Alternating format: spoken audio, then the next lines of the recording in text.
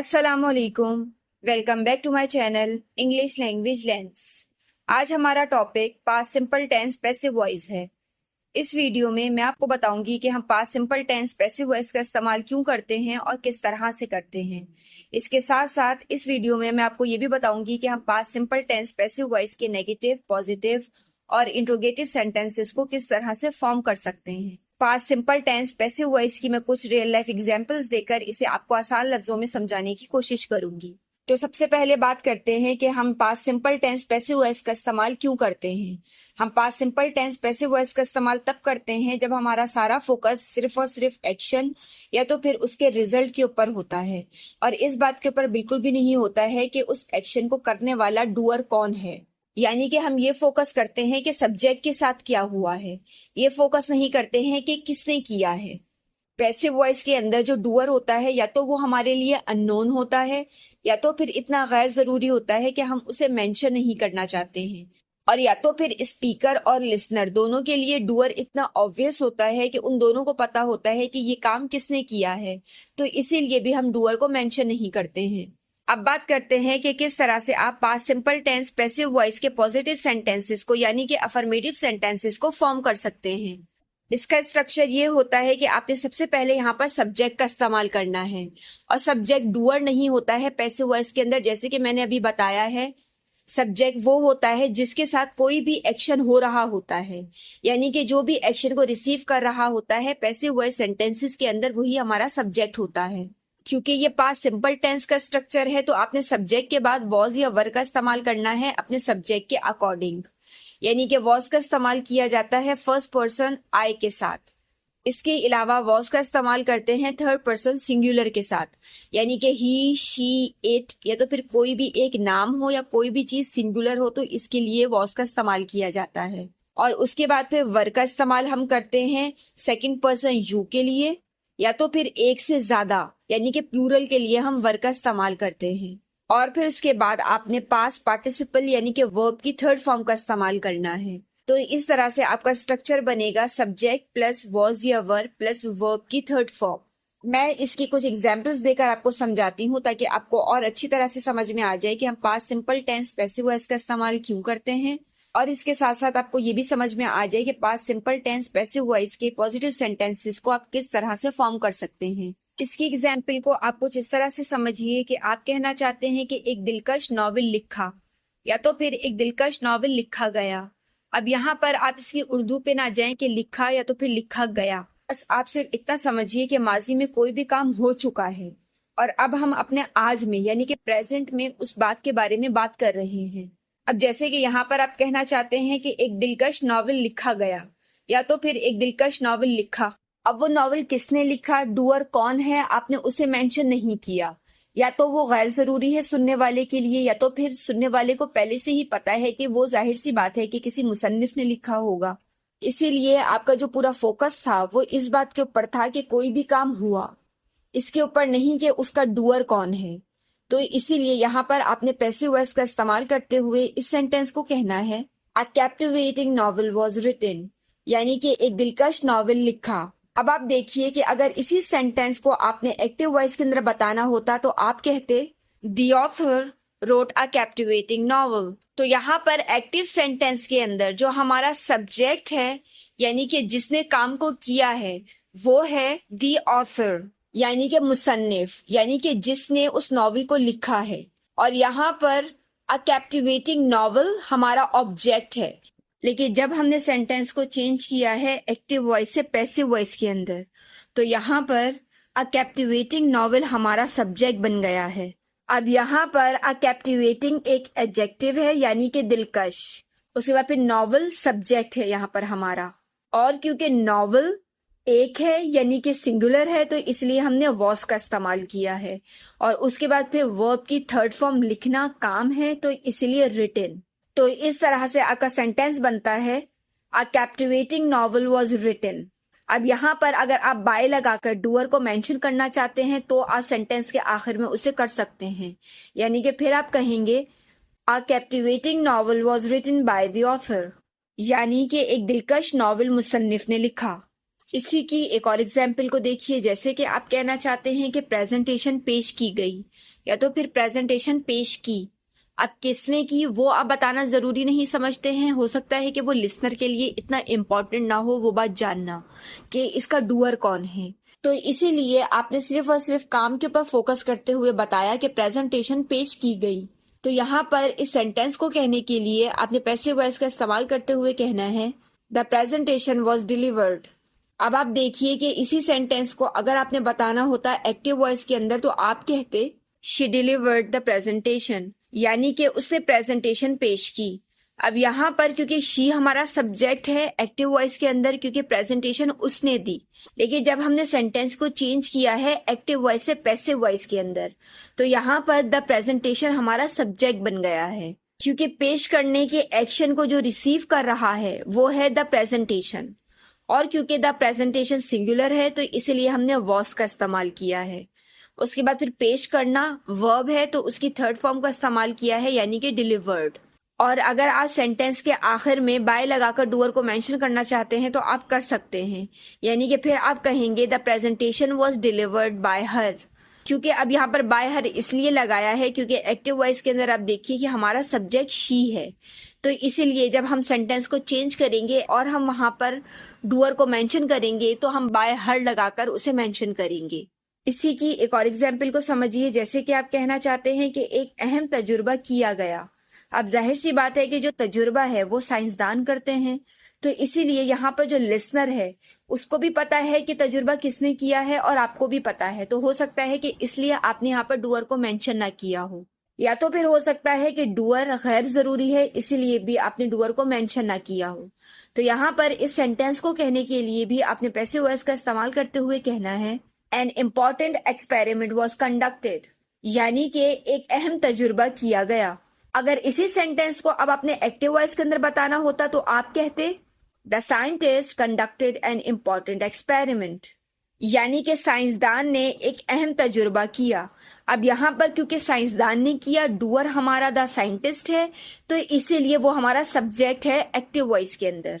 लेकिन जब हमने सेंटेंस को चेंज किया है एक्टिव वॉइस से पैसिव वॉइस के अंदर, तो पैसिव वॉइस के अंदर एन इम्पॉर्टेंट एक्सपेरिमेंट हमारा सब्जेक्ट है, क्योंकि यहाँ पर किसी भी एक्शन को जो रिसीव कर रहा है वो एक्सपेरिमेंट है, और क्योंकि एक्सपेरिमेंट एक किया गया है तो इसीलिए वो सिंगुलर है, तो इसीलिए हमने यहाँ पर वॉस का इस्तेमाल किया है। उसके बाद फिर मुनक्किद करना यानी कि कंडक्ट, तो इसीलिए उसकी थर्ड फॉर्म का इस्तेमाल किया है वर्ब की, यानी कि कंडक्टेड। और यहाँ पर भी अगर आप डूअर को मेंशन करना चाहते हैं तो आप सेंटेंस के आखिर में बाय लगाकर डूअर को मेंशन कर सकते हैं, यानी कि फिर आप कहेंगे an important experiment was conducted by the scientist, यानी कि एक अहम तजुर्बा साइंसदान ने किया। अब बात करते हैं कि किस तरह से आप past simple tense passive voice के नेगेटिव सेंटेंसेस को यानी कि इनकारिया जुमलों को फॉर्म कर सकते हैं। तो यहाँ पर आपने सबसे पहले सब्जेक्ट का इस्तेमाल करना है, और सब्जेक्ट आपका वही है जो किसी भी एक्शन को रिसीव कर रहा है, यानी कि डूअर आपका सब्जेक्ट नहीं है। उसके बाद फिर यहाँ पर भी आपने वॉज या वर का इस्तेमाल करना है अपने सब्जेक्ट के अकॉर्डिंग, और क्योंकि ये इनकारिया जुमले हैं तो इसके बाद आपने नॉट का इस्तेमाल करना है, और यहाँ पर भी आपने वर्ब की थर्ड फॉर्म का इस्तेमाल करना है। इस तरह से आपका स्ट्रक्चर बनेगा सब्जेक्ट प्लस वॉज या वर प्लस नॉट फिर प्लस वर्ब की थर्ड फॉर्म। तो यहाँ पर इसके भी कुछ एग्जाम्पल्स देकर मैं आपको समझाती हूँ ताकि ये दोनों बातें आपको समझ में आ जाए कि हम past simple tense passive voice का इस्तेमाल क्यों करते हैं और किस तरह से आप इसके नेगेटिव सेंटेंसेस को फॉर्म कर सकते हैं। इसकी एग्जाम्पल को आप कुछ इस तरह से समझिए कि आप कहना चाहते हैं कि पेंटिंग वक्त पर मुकम्मल नहीं हुई, या तो फिर पेंटिंग वक्त पर मुकम्मल नहीं की। अब मुकम्मल नहीं हुई, नहीं मुकम्मल की गई, आप इसकी उर्दू पे ना जाइए, आप सिर्फ इतना समझिए कि कोई भी काम माजी में मुकम्मल हो चुका है उसके बारे में आप बात कर रहे हैं अपने प्रेजेंट में, यानी कि अपने आज में। अब चाहे उसकी उर्दू कुछ भी हो, आप सिर्फ उसके कॉन्सेप्ट को समझिए। तो अब यहाँ पर बात हो रही है कि कोई भी काम मुकम्मल नहीं हुआ है वक्त पर। अब यहाँ पर डूअर को मेंशन नहीं किया गया है कि वो काम किसने नहीं किया है, तो यहाँ पर भी आपने पैसिव वॉइस का इस्तेमाल करते हुए इस सेंटेंस को कहना है the painting was not finished on time, यानी कि पेंटिंग वक्त पर मुकम्मल नहीं की। लेकिन इसी सेंटेंस को अगर आप एक्टिव वॉइस के अंदर बताते तो आप कहते the artist did not finish the painting on time, यानी कि आर्टिस्ट ने पेंटिंग वक्त पर मुकम्मल नहीं की। अब यहाँ पर एक्टिव वॉइस के अंदर दी आर्टिस्ट हमारा सब्जेक्ट है, क्योंकि पेंटिंग को मुकम्मल ना करने वाला यानी कि डूअर जो है वो दी आर्टिस्ट है। लेकिन जब हमने सेंटेंस को चेंज किया है पैसिव वॉइस के अंदर, तो कोई भी काम जो रिसीव नहीं कर पा रहा है वो है द पेंटिंग। तो किसी भी एक्शन को जो रिसीव कर रहा होता है, जैसे मैंने आपको बताया, वो होता है हमारा सब्जेक्ट पैसिव वॉइस के अंदर। तो यहाँ पर द पेंटिंग हमारा सब्जेक्ट है, और क्योंकि द पेंटिंग सिंगुलर है तो इसलिए हमने वॉज का इस्तेमाल किया है। उसके बाद फिर ये इनकारिया जुमले हैं तो नॉट का इस्तेमाल किया है। और फिर इसके बाद मुकम्मल होना, ये कोई काम है फिनिश, तो इसलिए उसकी थर्ड फॉर्म का इस्तेमाल किया है फिनिश्ड। उसके बाद यहाँ पर हमने एक टाइम एक्सप्रेशन का इस्तेमाल किया है, यानी कि वक्त पर, ऑन टाइम। और यहाँ पर भी अगर आप डूअर को मेंशन करना चाहते हैं तो सेंटेंस के आखिर में आप बाय लगाकर उसे मेंशन कर सकते हैं। यानी कि फिर आप कहेंगे the painting was not finished on time by the artist, यानी कि पेंटिंग वक्त पर आर्टिस्ट ने मुकम्मल नहीं की। इसी की एक और एग्जाम्पल को समझिए, जैसे कि आप कहना चाहते हैं कि रिपोर्ट मीटिंग से पहले जमा नहीं कराई, या तो फिर जमा नहीं कराई गई। अब यहाँ पर भी किसने नहीं कराई, उस डूअर को आपने मेंशन नहीं किया है। सिर्फ और सिर्फ काम आपके फोकस में है, वही आपके लिए इम्पोर्टेंट है, तो इसीलिए आपने सिर्फ ये बताया कि मीटिंग से पहले कौन सा काम नहीं किया गया है। अब यहाँ पर वो काम किसने नहीं किया है ये बताना इम्पोर्टेंट नहीं है, तो इसीलिए यहाँ पर आपने पैसिव वॉइस का इस्तेमाल करते हुए इस सेंटेंस को कहना है the report was not submitted before the meeting, यानी कि रिपोर्ट मीटिंग से पहले जमा नहीं कराई। लेकिन अगर इसी सेंटेंस को आपने एक्टिव वॉइस के अंदर बताना होता तो आप कहते the team did not submit the report before the meeting, यानी कि टीम ने मीटिंग से पहले रिपोर्ट जमा नहीं कराई। लेकिन जब हमने सेंटेंस को चेंज किया है पैसिव वॉइस के अंदर, तो जमा ना कराने के एक्शन को जो रिसीव नहीं कर पा रहा है वो है द रिपोर्ट। तो इसीलिए पैसिव वॉइस के अंदर द रिपोर्ट हमारा सब्जेक्ट है, और क्योंकि रिपोर्ट एक है, सिंगुलर है, तो इसीलिए हमने वॉज का इस्तेमाल किया है। और क्योंकि ये इनकारिया जुमला है तो हमने नॉट का इस्तेमाल किया है। और फिर उसके बाद जमा कराना काम है तो उसकी थर्ड फॉर्म का इस्तेमाल किया है, यानी कि सबमिटेड। उसके बाद हमने एक टाइम एक्सप्रेशन का इस्तेमाल किया है कि बिफोर द मीटिंग, यानी कि मीटिंग से पहले। और यहाँ पर भी अगर आपने डूअर को मेंशन करना है तो आप बाय लगाकर सेंटेंस के आखिर में डूअर को मेंशन कर सकते हैं। यानी कि फिर आप कहेंगे the report was not submitted before the meeting by the team, यानी कि रिपोर्ट टीम ने मीटिंग से पहले जमा नहीं कराई। अब बात करते हैं कि किस तरह से आप past simple tense passive voice के इंट्रोगेटिव यानी कि सवालिया जुमलों को फॉर्म कर सकते हैं। अब क्योंकि ये सवालिया जुमले हैं तो सबसे पहले आपने वॉज या वर का इस्तेमाल करना है अपने सब्जेक्ट के अकॉर्डिंग, और उसके बाद फिर आपने सब्जेक्ट का इस्तेमाल करना है, और यहाँ पर भी आपने वर्ब की थर्ड फॉर्म का इस्तेमाल करना है। तो इस तरह से आपका स्ट्रक्चर बनेगा वॉज या verb plus subject plus verb की थर्ड फॉर्म। तो यहाँ पर इसकी भी कुछ एग्जांपल्स देकर मैं आपको समझाती हूँ, ताकि आपको अच्छी तरह से समझ में आ जाए कि हम past simple tense passive voice का इस्तेमाल क्यों करते हैं, और साथ साथ आपको ये भी समझ में आ जाए कि हम इसके इंट्रोगेटिव सेंटेंसेस को किस तरह से फॉर्म करते हैं। इसकी एग्जाम्पल को आप कुछ इस तरह से समझिए कि आप किसी से पूछना चाहते हैं कि क्या अहम लम्हात कैप्चर किए गए हैं, यानी कि महफूज किए गए हैं। आप किए गए थे या तो फिर किए गए हैं, इसके ऊपर आप ना जाएं उर्दू के ऊपर, सिर्फ और सिर्फ इसके कॉन्सेप्ट को समझिए कि कोई भी चीज माजी में हुई है या नहीं हुई है, आप उसके बारे में सवाल पूछ रहे हैं। अब वो किसने किए और किसने नहीं किए, आप डूअर को मेंशन नहीं करना चाहते हैं। आपका जो फोकस है वो सिर्फ और सिर्फ काम के ऊपर है कि वो जो लम्हात हैं वो कैप्चर यानी कि महफूज किए गए हैं या नहीं किए गए हैं। अब हो सकता है कि लिसनर के लिए डूअर इतना ऑब्वियस हो कि आप उसे मेंशन नहीं करना चाहते हैं, या तो फिर हो सकता है कि वो बहुत गैर जरूरी हो। तो यहाँ पर भी इस सवाल को पूछने के लिए आपने पैसिव वॉइस का इस्तेमाल करते हुए पूछना है were the important moments captured, यानी कि क्या अहम लम्हात महफूज किए गए। लेकिन अगर इसी सवाल को आपने पूछना होता एक्टिव वॉइस के अंदर तो आप पूछते did the photographer capture the important moments. अब यहाँ पर इस सेंटेंस के अंदर यानी कि एक्टिव वॉइस के अंदर द फोटोग्राफर हमारा सब्जेक्ट है, क्योंकि किसी भी काम को करने वाला डूअर वही है, और द इम्पोर्टेंट मोमेंट्स हमारा ऑब्जेक्ट है। लेकिन जब हमने सेंटेंस को चेंज किया है पैसिव वॉइस के अंदर, तो यहाँ पर द इम्पोर्टेंट मोमेंट्स हमारा सब्जेक्ट है, क्योंकि किसी भी एक्शन को रिसीव कर रहा है द इम्पोर्टेंट मोमेंट्स। और क्योंकि मोमेंट्स लम्हात एक से ज्यादा हैं यानी कि प्लूरल है, तो सबसे पहले हमने वर का इस्तेमाल किया है। उसके बाद फिर हमने हमारे सब्जेक्ट द इम्पॉर्टेंट मोमेंट्स का इस्तेमाल किया है।